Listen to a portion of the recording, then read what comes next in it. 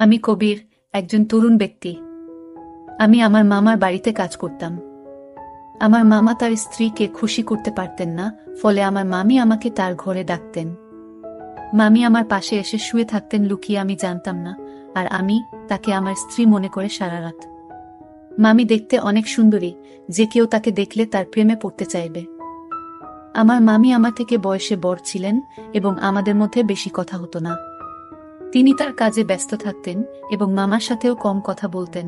এক রাতে মামি আমাকে তার রুমে ডাকলেন।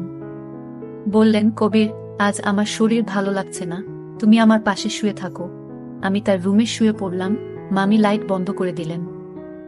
এরপর আমি তাকে আমার মতো করে পেয়েছিলাম। কখনো ভাবিনি আমি তাকে এত কাছে পাবো। আমার গল্পগুলো তোমরা শুনো, কিন্তু সাবস্ক্রাইব করো না। দয়া করে গল্পগুলো ভালো লাগলে ভিডিওটি লাইক, শেয়ার এবং চ্যানেলটি সাবস্ক্রাইব করো প্লিজ। তখন আমি চাকরির খোঁজে ছিলাম, কিন্তু কোথাও কাজ পাচ্ছিলাম না। একদিন আমার বন্ধু সুরেশ বলল, আমার মামা শহরে থাকেন এবং আমি তোমাকে সেখানে চাকরি দিতে পারবো। আমি বেশি শিক্ষিত ছিলাম না, জানি ভালো চাকরি আমার দ্বারা হবে না। আমি 4র্থ শ্রেণী পর্যন্ত পড়াশোনা করেছি, কিন্তু অল্প শিক্ষার কারণে ভালো চাকরি পাওয়া কঠিন ছিল। গ্রামের এখানে ওখানে ছোটখাটো কাজ করে কিছু টাকা উপার্জন করতাম, যা খুবই কষ্টকর ছিল। তখন মনে হলো শহরে গিয়ে কিছু কাজ খুঁজে দেখা উচিত।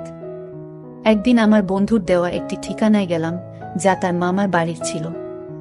সেই বাড়িতে গিয়ে দেখি আমার বস, যিনি আমার বন্ধুর মামা এবং আমি তাকেও মামা বলে ডাকতাম, মামা আমাকে একটি কাগজ দিলেন এবং বললেন, এই ঠিকানায় যাও। আমি যখন সেই ঠিকানায় গেলাম, দেখি সেটা এক ডাক্তারের ঠিকানা। মামা বললেন, তিনি আমার বন্ধু, তিনি তোমার কিছু পরীক্ষা করবেন। যদি পরীক্ষাগুলো ভালো হয় তাহলে তোমাকে চাকরি দেব। মামা কথা শুনে আমি কিছুটা ঘাবড়ে গেলাম, কিন্তু ভাবলাম চেষ্টা করে দেখি। ডাক্তারের কাছে গিয়ে তিনি আমার কিছু পরীক্ষা করলেন এবং কিছুক্ষণ পর রিপোর্ট দিলেন। আমি বাসায় ফিরে মামাকে রিপোর্ট দেখালাম। মামা হাসতে হাসতে বললেন, তুমি দেখতে বেশ সুন্দর, তোমার চেহারাও ঠিক আছে, তোমার কাজ নিশ্চিত হয়েছে। এত সহজে কাজ পেয়ে আমি অবাক হয়ে গেলাম এবং ভাবতে থাকলাম, কিভাবে এত সহজে এই সুযোগ পেলাম। প্রতিবেদনটি ইংরেজিতে লেখা ছিল এবং 4র্থ শ্রেণী পাস একজন ব্যক্তির পক্ষে এটি বোঝা সহজ ছিল না। যখন বাড়িতে এসে আমার স্ত্রীকে দেখালাম, তিনি বললেন, তুমি অযথা চিন্তা করছো। এই ধনী লোকেরা আমাদের মতো গরিবদের পরীক্ষা করিয়ে নিশ্চিত হতে চায় যে আমরা কোনো বড় রোগে আক্রান্ত আছি কিনা। তারা মনে করে চাকরদের মাধ্যমে রোগ ছড়াতে পারে। তার কথা শুনে আমার মন অনেকটা হালকা হলো। আমি যে চাকরিটা চেয়েছিলাম সেটা পেয়ে গেছি। সকালে কাজে যাওয়া শুরু করলাম, কিন্তু আমার চোখ প্রায়ই মামির দিকে আটকে যেত। তিনি ছিলেন অত্যন্ত সুন্দরী এবং মার্জিত মহিলা। তাকে প্রথম দেখার পর থেকেই আমি ভাবতাম, আমার স্ত্রী যদি এত সুন্দর হতো। আমি আমার মামির একজন সাধারণ চাকর ছিলাম, তার অর্থের কোনো অভাব ছিল না। তিনি আমাকে প্রতিদিন বাজারে নিয়ে যেতেন, কারণ তার কোনো সন্তান ছিল না। আমার মামা ও মামির মধ্যে কোনো ঝগড়া ছিল না, তারা খুব ভালোবাসায় দিন কাটাতেন। আমি মামিকে মনে মনে ভালোবাসতে শুরু করলাম। তাকে নিয়ে ভাবতে লাগলাম। একদিন বাড়ির পুরনো চাকর এলো। সে আমাকে অভিনন্দন জানিয়ে বলল, তুমি পরীক্ষায় উত্তীর্ণ হয়েছ, কিন্তু মনে রেখো, এই বস, যাকে তুমি মামা বলে ডাকো, খুবই কঠোর। এই কথা শুনে আমি ঘাবড়ে গেলাম এবং ভাবতে লাগলাম, যদি আমাকে চাকরি থেকে বের করে দেয় তাহলে আমার কি হবে। সে চলে যাওয়ার পর আমি মামা মামিকে খুশি রাখার জন্য আরো মনোযোগী হলাম, কারণ এখন আমার চাকরিটা চলে গেলে এখন আর কোনোভাবেই চাকরি পাবো না। তাই আমি এই চাকরিটা মন থেকে করতে লাগলাম। মামা বেশিরভাগ সময় বাড়ির বাইরে থাকত। আমার মামি একদিন আমাকে তার রুমে ডেকে বললেন, তুমি খুবই অল্প বয়সী, পরিষ্কার পরিচ্ছন্নতার খেয়াল রাখো। আমি এমন একজন চাকর পছন্দ করি যে তার মনিবের মতো পোশাক পরে। এই বলে মামি আমার হাতে কিছু টাকা দিলেন এবং বললেন, এই টাকা থেকে বেতন ছাড়া নিজের জন্য খরচ করো। আমি খুশি হয়ে গেলাম এবং এই বিষয়টি আমার স্ত্রীকে বললাম না, কারণ আমিও আমার মামিকে খুব পছন্দ করতাম। আমি স্বপ্ন দেখতে শুরু করলাম যে মামির অভিব্যক্তি দেখে মনে হতো তিনি খুশি নন। তার কোনো সন্তান ছিল না, তাই মনে হতো মামা তাকে খুশি করতে পারছেন না। আমি মামিকে খুশি করতে চেয়েছিলাম। মামির দেওয়া টাকা নিয়ে পরের দিনই একটা মার্কেটে গিয়ে কিছু নতুন জামা কাপড় কিনলাম। আমাকে দেখে মামি বললেন, আজ তোকে খুব সুন্দর লাগছে, সবসময় এমনই থেকো। আমি লজ্জা পেয়ে চোখ নামিয়ে নিলাম। আসলে আমার বিয়ে হয়েছে মাত্র 3 বছর, কিন্তু আমার স্ত্রী মামির মতো সুন্দরী ছিলেন না। বিয়ের 2 বছর পরই আমাদের সন্তান নিউমোনিয়া হয় এবং সে পৃথিবী থেকে চলে যান। এরপর আমার স্ত্রী সারাক্ষণ দুঃখে কান্নাকাটি করত, কিন্তু আমি একজন পুরুষ এবং আমারও কিছু প্রয়োজন ছিল। আমি চাইতাম আমাদের আরেকটা সন্তান হোক, কিন্তু আমার স্ত্রী সন্তানের নাম শুনলেই বিরক্ত হয়ে যেতেন। তিনি সবসময় আমার থেকে দূরে থাকতেন। আমার মামিকে দেখে আমার মনোভাব বদলাতে শুরু করেছিল। মামা মামির বিয়ে হয়েছে, 1 বছর হয়ে গেছে, কিন্তু তাদের কোনো সন্তান নেই। মামা সবসময় তার ব্যবসায় ব্যস্ত থাকতেন, আর মামি ফ্যাশন ও পার্টিতে মগ্ন থাকতেন। আমার মামিকে দেখে মনে হতো তিনি আমাকে পছন্দ করতে শুরু করেছেন। আমি প্রায় সিনেমা এবং নাটকে প্রেমের কাহিনী দেখতাম এবং কল্পনা করতাম। মামি আমার কাছে এসে বলবেন, আমি তোমার প্রেমে পড়েছি। এক রাতে যখন আমি ঘুমাচ্ছিলাম, মনে হলো আমার পাশে কেউ আছে। মামি ছিলেন খুবই সুন্দরী এবং তার দেহ আকর্ষণীয় ছিল। আমার স্ত্রী আমাদের সন্তান হারানোর দুঃখে নিজের শরীরকে অবহেলা করেছিলেন। কোনো যত্ন নিত না, তাই সে শুকিয়ে কাঠ হয়ে গেছে। আমার মতো একজন গরিব মানুষ যখন ভাবতাম আমি কি করে চাকরের মতো জীবন কাটাবো, তখন মামিকে আমার স্ত্রী ভেবে সারা রাত উপভোগ করতাম। মামি আমার দিকে তাকিয়ে মৃদু হাসতেন। আমি আমার মামির সান্নিধ্য উপভোগ করতে শুরু করলাম। কাজ করার সময় মামি আমাকে ডেকেই যে কোনো কাজ দিতেন, আর আমি তা সঠিকভাবে করে দিতাম যেন কোনো অভিযোগের সুযোগ না থাকে। মামি সবসময় আমার প্রশংসা করতেন, আর আমি সততার সাথে আমার কাজ চালিয়ে যাচ্ছিলাম। একদিন মামির শরীর খারাপ হলে আমি তাকে হাসপাতালে নিয়ে যাই এবং মামাকে ফোন করে জানাই। এরপর মামা হাসি মুখে আমাদের সবার জন্য মিষ্টি আনলেন। এরা দেখে আমি খুব খুশি হয়েছিলাম, কিন্তু সেই দিন থেকে মামির আচরণ বদলে গেল। তিনি আমার দিকে অদ্ভুতভাবে তাকাতে লাগলেন এবং বাইরে যাওয়া কমিয়ে দিলেন। ফলে এখন শুধুমাত্র মামির সঙ্গেই আমার দেখা হয় কম। কিছুদিন ধরে আমার মন মেজাজ খারাপ ছিল, কারণ আমি মামির সান্নিধ্যে অভ্যস্ত হয়ে পড়েছিলাম। আমার মনে হয়েছিল আমি হয়তো মামির প্রতি আসক্ত হয়ে পড়েছি। তবে আমার কাজ চালিয়ে যেতে লাগলাম। সময় চলে গেল এবং অবশেষে সেই দিন এল যখন মামি একটি সন্তানের জন্ম দিতে চলেছিলেন। কিন্তু মামা আর আগের মতো খুশি ছিলেন না। তিনি সবসময় চিন্তিত থাকতেন। আমি ভাবতে লাগলাম, মামা কেন খুশি ছিলেন না? আমি যখন বাবা হলাম তখন আনন্দে উঠছিলাম, কিন্তু আমার মামাকে খুব চিন্তিত দেখাচ্ছিল, যেন কোনো বড় বিপর্যয় আসন্ন। এক রাতে মামা আমাকে তার ঘরে ডেকে বললেন, এই ব্যাগ নাও। যদি আজ রাতে আমার স্ত্রী সন্তান জন্ম দেয়, তবে এই ব্যাগটি ব্যবহার করো এবং শিশুটিকে গোপনে সরিয়ে ফেলো। আমি কখনো মামার কোনো নির্দেশ নিয়ে প্রশ্ন করিনি, তাই সেদিনও কিছু বললাম না, কিন্তু আমার মন খুব অস্থির ছিল। বারবার ভাবছিলাম, কেন মামা তার সন্তানের জীবন নিতে চাইছেন? রাত গভীর হলে মামি ঘুমিয়ে পড়লেন, তাই আমি গোপনে তার রুমে গেলাম। মামি তখন চোখ বন্ধ করেছিলেন। আমি মনোযোগ দিয়ে তার দিকে তাকালাম। মামির মুখে সেই চিরচেনা সৌন্দর্য দেখে আমি মুগ্ধ হলাম, কিন্তু আমার অবস্থান মনে করে মামার কথা মেনে নিলাম। মামার নির্দেশ অনুযায়ী কাজ করার জন্য তিনি আমাকে টাকা দিতেন। আমি গোপনে মামার দেওয়া ব্যাগটি তুললাম আর বাচ্চাটিকে ঢুকাতে শুরু করলাম। তখন মামি হঠাৎ আমার দিকে তাকিয়ে হাসলেন। আমি শিশুটিকে লুকিয়ে রাখছিলাম এবং মামি আমাকে দেখে বললেন, তুমি কি সত্যিই শিশুটিকে হত্যা করতে চাও? মামি আমাকে জিজ্ঞাসা করলেন, তুমি কি তোমার মামার নির্দেশে এসব করছো?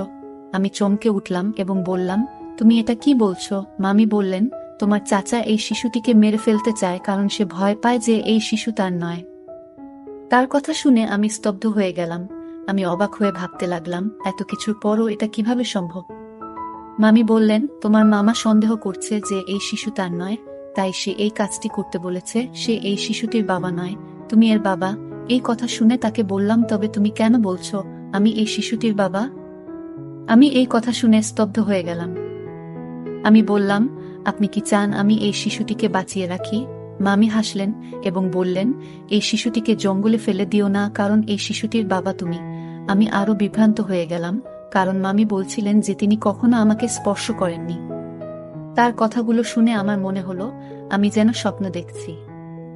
আমি সোফায় বসে ভাবতে লাগলাম, এত সুন্দর একজন মহিলার সাথে, যাকে আমি মামি বলে ডাকি, এমন কিছু ঘটেছে কি? আমি মামিকে জিজ্ঞেস করলাম, আপনি এত সুন্দরী, কিন্তু কেন এমন করলেন? মামি বললেন, আমি খুব সুন্দরী, কিন্তু আমার পরিবার খুব গরিব ছিল, তাই আমি তোমার মামার সাথে দেখা করতে এসেছিলাম। তোমার মামা মতো ধনী হওয়ার ইচ্ছা ছিল, তাই আমি তাকে বিয়ে করি। আর সে আমাকে প্রস্তাব দেওয়ার সাথে সাথেই আমি তৎক্ষণাৎ হ্যাঁ বলেছিলাম, কারণ আমি ধনী হতে চেয়েছিলাম। আমার বাবা মাও তোমার মামার সাথে বিয়ে করতে রাজি হয়েছিলেন। কিন্তু বিয়ের কিছুদিন পরেই জানতে পারলাম তোমার মামার সন্তান হওয়ার সামর্থ্য নেই। অনেক চিকিৎসা করানোর পরও কোনো ডাক্তার তাকে সুস্থ করতে পারেনি। তিনি মা হতে চেয়েছিলেন এবং এর জন্য তিনি যা করতে প্রস্তুত ছিলেন। তারপর তিনি তার চাকরের মাধ্যমে একটি অদ্ভুত পরিকল্পনা তৈরি করেছিলেন, তাই তিনি সবসময় চাকরদের নিযোগের আগে পরীক্ষা করাতেন। তোমার চাচা তোমার মাধ্যমে তার পরিকল্পনা সফল করতে চেয়েছিলেন, মামি বললেন। এই শিশুটি তোমারই সন্তান এবং তিনি চান না যে এটি প্রকাশ্যে আসুক। তিনি জানতে চেয়েছিলেন তিনি বাবা হতে সক্ষম কিনা, তাই আমাকে চাকরের সাথে ঘুমাতে বলেছিলেন। মামির এই কথা শুনে আমি আরও হতবাক হয়ে গেলাম এবং কিছু বলতে পারলাম না। তিনি বলতে লাগলেন, তোমার মামা আমার জন্য অনেক চাকর নিয়োগ করেছিলেন, কিন্তু আমি যাকে ভালোবাসার যোগ্য মনে করতাম তাকেই গ্রহণ করতাম।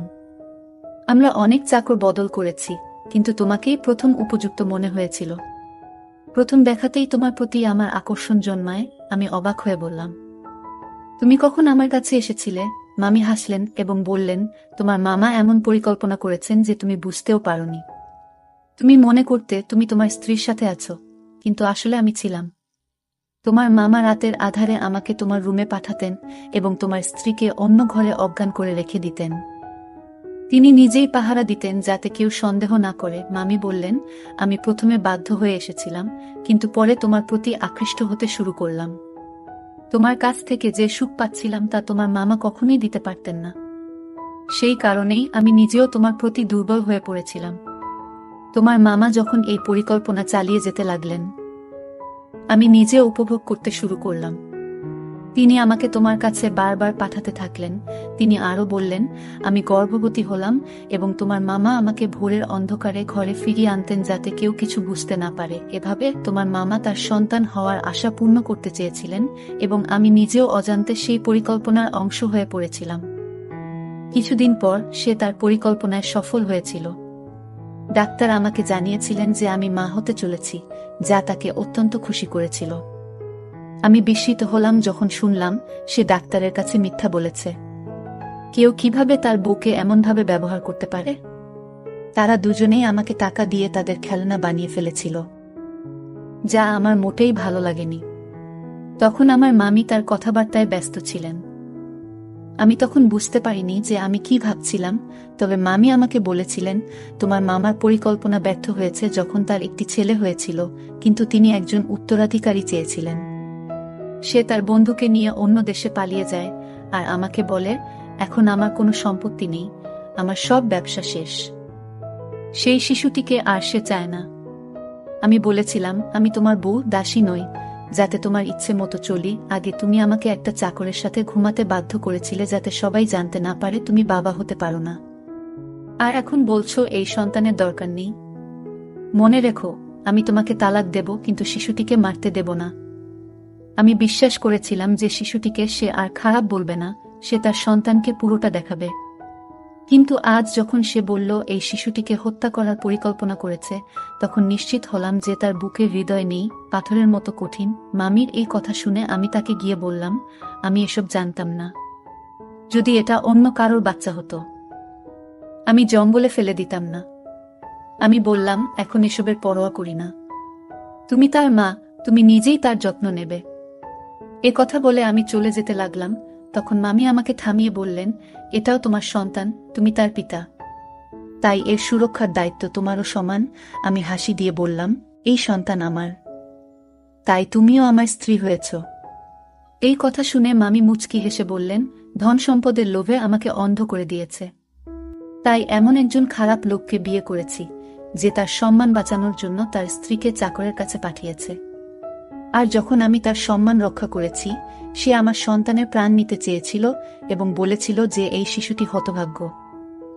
যখন ব্যবসা ব্যর্থ হয় এবং সমস্ত টাকা হারিয়ে যায়, তখন সে আমাদের সন্তানের প্রতি অখুশি হতে শুরু করে এবং শিশুটিকে জঙ্গলে ফেলে দেওয়ার সিদ্ধান্ত নেয়।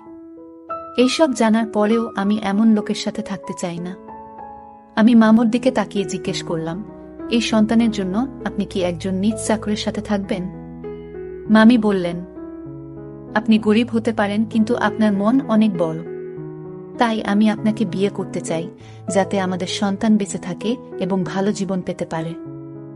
মামি আমাকে জানালেন তিনি তার মামার থেকে ডিভোর্স পেয়েছেন এবং আমরা একই বাড়িতে সুখে থাকতে শুরু করি। মামি সেই বাড়িটি আগেই তার নামে পেয়েছিলেন।